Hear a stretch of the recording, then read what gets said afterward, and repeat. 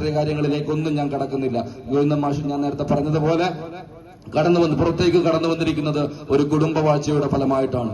മൂന്ന് ഭരണകാലയളവിൽ ഈ നിയോജക മണ്ഡലത്തെ പ്രതിനിധീകരിച്ചുകൊണ്ട് ഒരാൾ MLA ആവുന്നു. ആ 3 ഭരണ കാലയളവ് കഴിഞ്ഞപ്പോ തന്റെ കുടുംബത്തിലെ തന്റെ ഭാര്യ തന്നെ ഇവിടെ MLA ആയി തുടരണമെന്നുള്ള ഒരു പിടിവാശി ഇവിടെയുള്ള CPIM-ന്റെ സംസ്ഥാന സെക്രട്ടറി വെക്കുന്നു.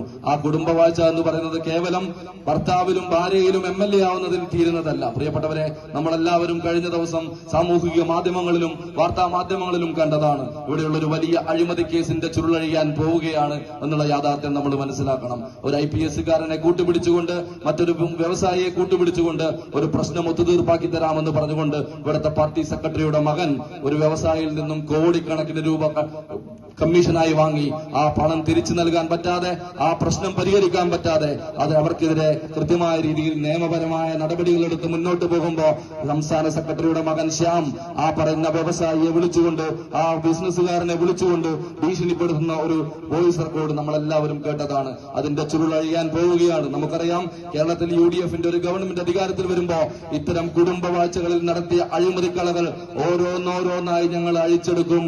അതിന്റെ അവസാനം ഇവിടുത്തെ പാർട്ടി സെക്രട്ടറി കണ്ണൂരിലെ ജയിലിൽ ജയിൽവാസം അടിയുന്നത് വരെയുള്ള പോരാട്ടങ്ങൾക്ക് ഇവിടെ UDF-ന്റെ സഹപ്രവർത്തകർ മുന്നിൽ നിന്നും പ്രവർത്തിക്കും.